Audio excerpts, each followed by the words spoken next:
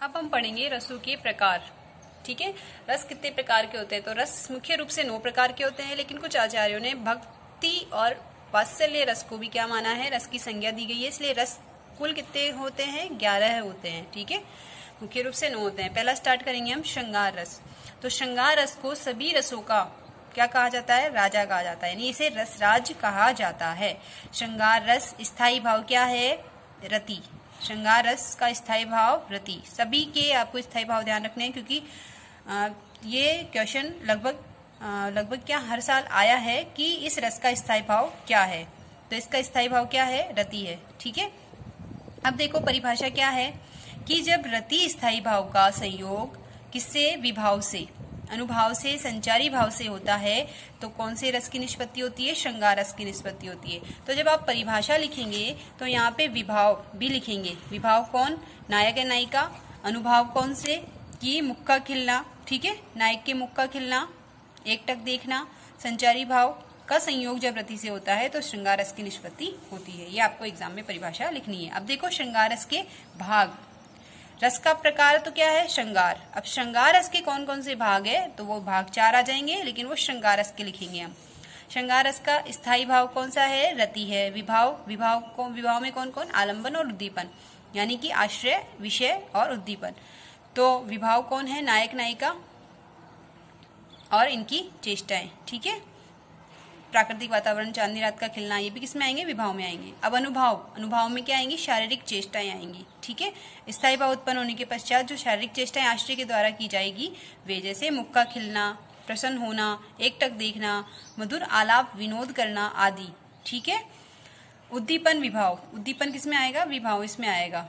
उद्दीपन विभाव का प्रकार है, ये नीचे लिख दिया। ठीक है, इसमें कौन कौन से आएंगे? सुंदर प्राकृतिक दृश्य आएंगे, ठंडी हवाओं का चलना आएगा, वसंत ऋतु आ जाएगी, संगीत आ जाएगा, ठीक है, मनोरम संगीत आ जाएगा। ये सब क्या है? उद्दीपन विभाव है।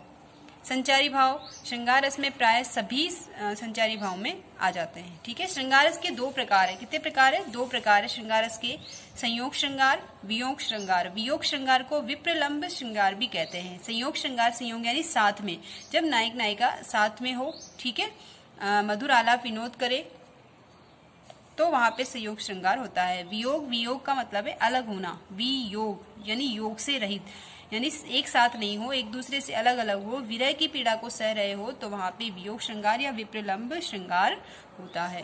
ठीक है, श्रृंगार रस को रसराज कहा जाता है। तो देखो एक प्रश्न और बनता है उदाहरण का। ठीक है, तो श्रृंगार रस उदाहरण से समझेंगे हम।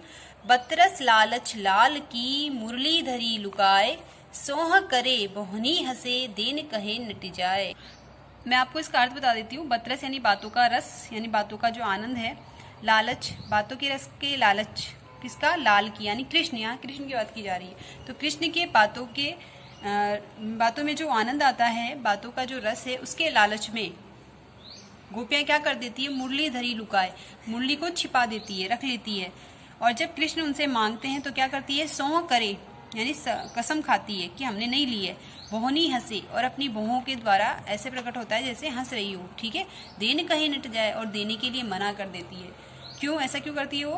क्योंकि श्री कृष्ण मुरली बजाते हैं तो वे वार्तालाप या बातें नहीं करते हैं। तो गोपियां ऐसा करती है कि बातों के रस में या बस बातों के रस के लालच में वे मुरली को छिपा देती है और फिर कसम खाती है कि हमने नहीं ली है, और बोहनी हंसे देने का निर्जार मना कर देती है। ठीक है, उदाहरण है यहाँ पे प्रेम भाव प्रकट हो रहा है गोपियों का, कृष्ण का गोपियों के प्रति। ठीक है, तो यहाँ पे स्थायी भाव हो जाएगा रति। आश्रय कौन हो जाएगा? आश्रय नायक हो जाएगा, कोष्टक में लिखेंगे श्री कृष्ण। आलम्बन हो जाएगी गोपियां, गोपियों को देखकर, गोपियों की क्रियाओं को देखकर श्री कृष्ण के या नायक के मन में प्रेम जगा। अब उद्दीपन, कौन कौन सी क्रियाएं गोपियों ने की थी? मुरली को छिपाना, नायक का नेत्रों से संकेत करना, सौगंध देना, हंसना। यहाँ पे नेत्रों कर देना, नेत्रों से संकेत करना, सौगंध देना, हंसना। अनुभाव, अब कौन कौन से भाव प्रकट हुए? ठीक है, तो रोमांच, भुवों का कटाक्ष करना, ये सब क्या है? अनुभाव है। संचारी भाव कौन कौन से है? तो चपलता यानी चंचलता, अवित, उत्सुकता, मोह, हर्ष इत्यादि। अवित का मतलब होता है कि जब लज्जा और भय के कारण अपने भावों को छिपाया जाता है तो वो अवित कहलाता है। ठीक है, एक उदाहरण और देखते हैं हम। कहत नटत रिजत खिजत मिलत खिलत लजियात, भरे भवन में करत है नैनन ही सो बात। यहाँ पे नायक और नायिका भरे भवन में, यानी उनके परिवार वाले भी, परिजन भी उनके साथ में हैं। तो भवन में वे क्या कर रहे हैं, नैनन आंखों से ही बात कर रहे हैं। कैसे बात कर रहे हैं, देखो नायक कहते हैं, नायक यानी प्रेम वार्तालाप के लिए कहता है, ठीक है, यानी नायक नायिका से कहता है, लेकिन नायिका क्या कर देती है, नटत मना कर देती है। रीजत, इसी जो मना करने की जो अदा है, क्रिया है, उस पर नायक रीझ जाता है, यानी प्रसन्न हो जाता है। खींचत, और नायिका खींच जाती है, चिढ़ जाती है। इसी बीच में दोनों के नेत्र मिल जाते हैं, ठीक है। खिलत, और उनका मुख खिल जाता है। लज्जियत, और नायिका को क्या आ जाती है, लज्जा आ जाती है। किस कारण, कि वे परिवार वालों के साथ, कई परिवार वालों का ध्यान उन पर नहीं है, तो उनको लज्जा आ जाती है, ठीक है। तो कहत नटत रीजत खीजत मिलत खीरज लजियात भरे भवन में करत है नैनन ही सो बात। अगला उदाहरण देखेंगे हम। राम को रूप निहारती जानकी, जानकी यानी सीता, कंगन की नग की परछाई, यानी कंगन में जो नग लगे होते हैं उसमें राम की परछाई दिख रही है, उसका उनका रूप सीता निहार रही है। याते सभी सुधि भूल गई, और उन्हें देखकर सारी सुधि वे भूल जाती है। कर टेक रही पर टारत नहीं, और उन्हें क्या कर रही है, एक टक होके देख रही है, अपनी पलकों को भी नहीं पलट रही है या झपका रही है, ठीक है। तो ये संयोग श्रृंगार रस के उदाहरण हैं। इनमें से कोई सा भी आप एक उदाहरण याद कर लीजिएगा, क्योंकि रस का एक उदाहरण स्थायी भाव ये अवश्य पूछा गया है और पूछा जाएगा उदाहरण, तो आपको एक उदाहरण याद करना है, ठीक है। अब देखो वियोग श्रृंगार, जहाँ पे नायक नायिका साथ में न हो, विरह को भोग रहे हो।